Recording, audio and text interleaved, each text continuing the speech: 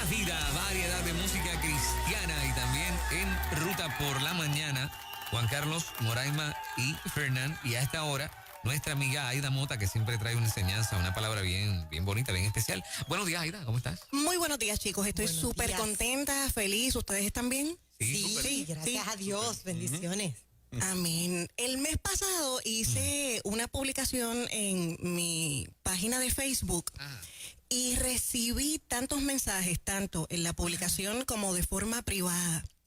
Durante esa semana yo había estado releyendo un libro que para mí ha sido de mucha bendición. Se titula Una iglesia emocionalmente madura. El autor es Peter Scazzero. Y entre las diferentes temáticas que él trabaja, él explica en uno de los capítulos la importancia de llorar nuestras pérdidas. Y basado en lo que él postula, quiero hacer esta reflexión temprano en la mañana. He titulado la reflexión, No niegues tu dolor, llora tu pérdida. Nosotros vivimos en una era de la rapidez y se nos ha enseñado hasta cierto punto, y lo tenemos de forma inconsciente, que llorar es una pérdida de tiempo. Tú puedes tener pérdidas significativas, pero mamita, ponte a trabajar. O sea, consolamos a la gente un par de días y ya el tercer, cuarto día mandamos a la gente que nuevamente entren a su ruta habitual de trabajo. Seguimos como máquinas produciendo y haciendo, y lo que normalmente hacemos es levantar la alfombra de nuestras emociones, barrer allí nuestro dolor y dejarlo sin hacer más. Hay un libro bien interesante que se titula Una gracia disfrazada. Cómo el alma crece a través de la pérdida.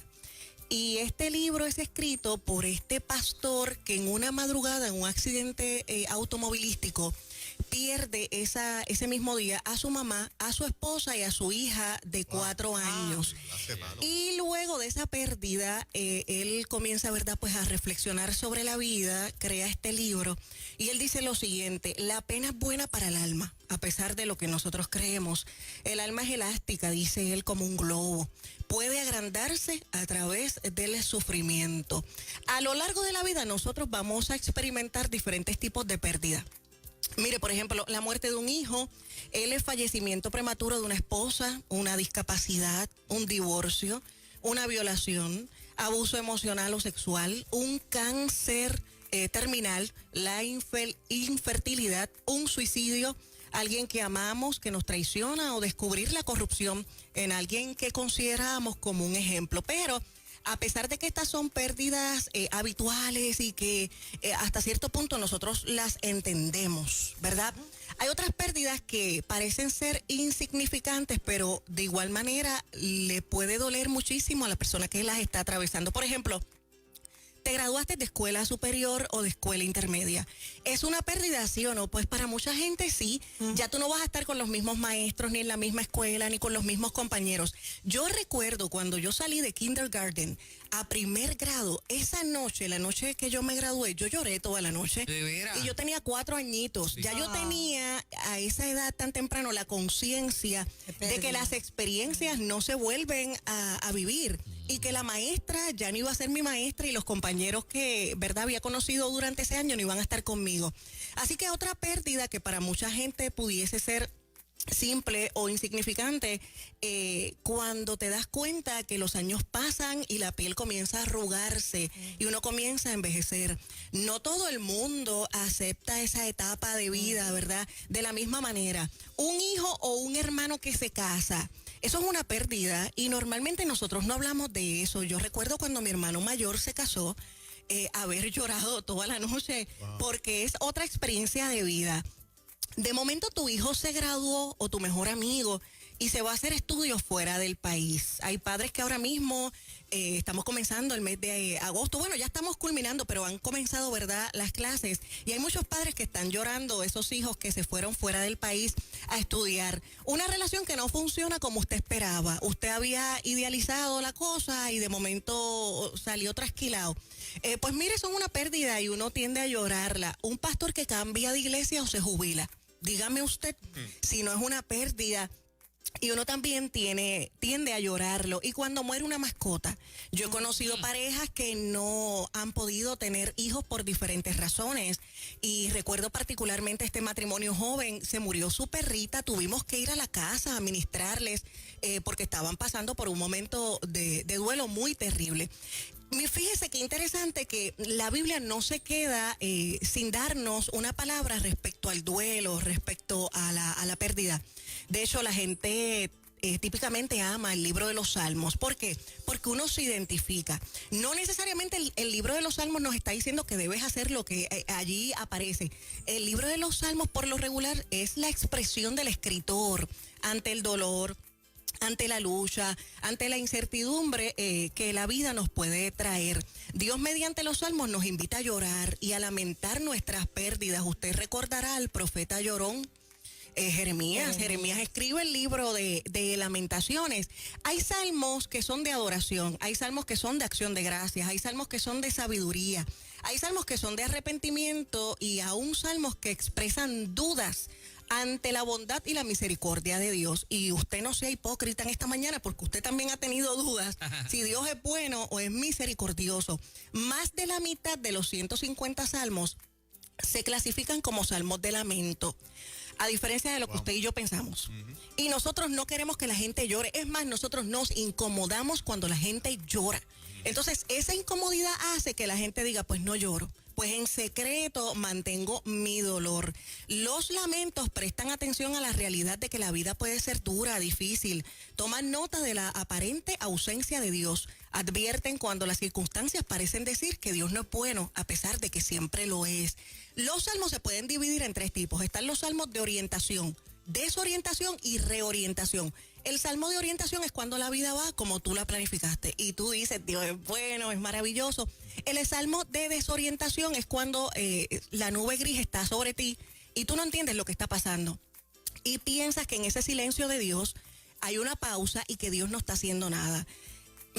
Tan importante es llegar al sueño como disfrutarte el trayecto, y se aprende más en los momentos de desierto, se aprende mucho más en los momentos de silencio que cuando finalmente alcanzamos lo que queremos alcanzar. Y por último, los salmos de reorientación es cuando nos parece tener mayor sentido lo que estamos viviendo, aunque no necesariamente está acorde a lo que habíamos planificado. Entendemos que nuestra vida está en las manos del Señor. Quiero considerar rápidamente con ustedes el Salmo número 42, porque es un salmo de lamentación. Y voy a usar solamente unos cuantos versos. Mire, el verso 3, el salmista dice, fueron mis lágrimas mi pan de día y de noche, mientras me dicen todos los días, ¿dónde está tu Dios? Hay tristezas en la vida que son tan profundas y tan difíciles que se afectan las tareas cotidianas, inclusive el hecho de comer. Hay gente que con la aflicción quizás podría experimentar lo contrario, pero casi siempre lo típico es que el apetito se cierre. Y fíjate que el escritor lo plasma de la siguiente manera: ¿qué comía? Lágrimas. Eso fue su pan día y de noche, mientras me dicen todos los días, ¿dónde está tu Dios? Y esa pregunta es terrible. Es terrible hacerla uno de forma muy personal, privada, pero es terrible cuando tú siempre has confiado en Dios y la gente que te rodea de forma de burla o de incredulidad te dicen, bueno, pero y tanto que tú has confiado en Dios, tanto que tú has proclamado su nombre, tan fiel que tú has sido a Dios, y mira la circunstancia que te ha metido. Por otra parte, el hecho de cuestionarnos dónde está Dios es más terrible que simplemente si alguien nos dice que Dios no existe. En otras ocasiones he planteado lo que voy a mencionar, y es el hecho de que cuando tu madre o tu padre han fallecido, el hecho de que ellos no estén tiene una explicación lógica y hasta cierto punto el alma se consuela. Pero el hecho de que tus padres estén vivos y no te busquen y no te ayuden y no estén para ti, eso causa mayor dolor. Y el salmista no se está cuestionando la existencia, esa no es la pregunta. El salmista se está cuestionando dónde está Dios metido. ¿Por qué si yo soy fiel, Él no sale a socorrerme? El verso número 4 de este salmo dice, me acuerdo de estas cosas y derramo mi alma dentro de mí, de cómo fui con la multitud y la conduje hasta la casa de Dios, entre voces de alegría y de alabanza del pueblo en fiesta. Ahora el salmista se siente triste por el hecho de que en algún momento él fue un enlace de bendición y de felicidad para otras personas, pero ahora mismo él no está experimentando ese sentimiento.